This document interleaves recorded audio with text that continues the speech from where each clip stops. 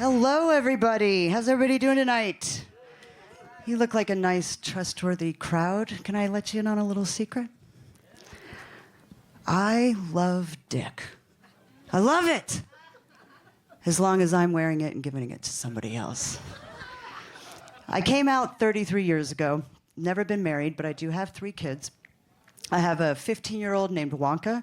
He's a Chihuahua. I have a 5-year-old named Gucci. She's a cat. And I have an 80-year-old named Mom. I love my mom very much. I was adopted, and I think my parents went through it a little bit when they watched me grow up. They got this beautiful little 4-day-old baby girl, and they had the dreams of me growing up to be the girly girl with the traditional wedding and all the girly things. And instead, they got somebody that can fix everything in the house and build a shed in the backyard in 24 hours. But they've been, they're proud of me, they love me, and they've always been very supportive. And when they realized that I was a shy and introverted kid, they sent me to the Dale Carnegie course. He wrote How to Win Friends and Influence People. Now I'm 51, I have 3 friends, they're all here tonight. And I'm under the influence sometimes. I'm 51. I was born the year Pablo Picasso died. Google it later, it's true. I recently started dating again. Let me rephrase that. I recently accepted the fact that I'll probably be dying alone. It gets daunting as you get older, right? When you're in your 20s and you get your heart broken, everybody tells you the same thing. Let's all say it together. There's plenty of fish in the sea, right? You got the whole ocean. You got lots of hope, right? Then you hit your 30s, and that ocean becomes an Olympic-sized swimming pool. There's plenty of lanes to pick from. It's warm, inviting. You can dive right in. Then you get to your 40s and up, and that pool becomes a puddle in the parking lot of a Waffle House in Paducah, Kentucky. It's a drag queen's wig floating around, couple hypodermic needles. And if you walk too close to the puddle, somebody's going to rush out of the darkness and be like, those are mine. But aging is rough, right? More doctor visits, some hospital stays. And I was in the hospital 2 years ago looking like a power strip with 3 IV lines coming out of my arms and a tube coming out of my chest. And I realized that being in the hospital is kind of like being in jail. You're confined to a room. You eat what they bring you when they bring it to you. You can't leave until they tell you you can leave. And sooner or later, somebody's going to see you take a crap. Aging is rough for our pets, too. More vet visits. And for them, I think going to the vet's like an alien abduction.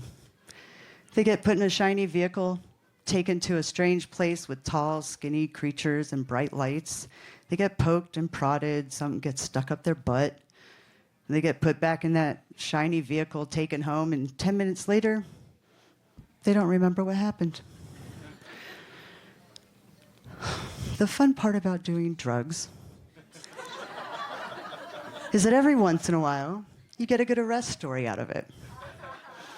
Now, most people's arrest story revolves around what they were doing when they got arrested, why they got arrested. Mine revolves around what happened when I got out. I went up to the window to get my belongings, and she handed me my wallet, my keys, my cigarette, my lighter. And then she handed me a piece of paper and said, you're going to have to come back tomorrow to pick this up. So I started reading the paper, and I realized that they had booked my little friend separately from me.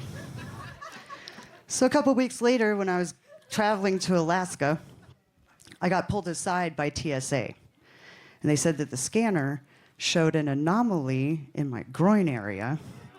And I said, that's impossible. That thing is still in jail. But then I got to thinking a few years later, and I decided to go a little rogue, and I did a jailbreak of my little buddy Willie. Because I figure if it's good enough to get booked by the LASD, it's good enough to ride shotgun in my car while I ride the carpool lane on my way down here to do comedy. So I used to be a Catholic Sunday school teacher. Really did. I really was. I wasn't baptized a Catholic. We converted when I was in middle school. And by the time I got out of high school, I was no longer a Catholic. When we went to see Pope John Paul II in Miami, a bolt of lightning struck 5 feet away from him. And that made me question some things. But what really did it for me was I realized I'm just not a fan of being on my knees. But the Catholic Church is a fan of lesbians. They really are. They accept us. But they call them nuns. Thank you, everybody. I'm Chris Fidler.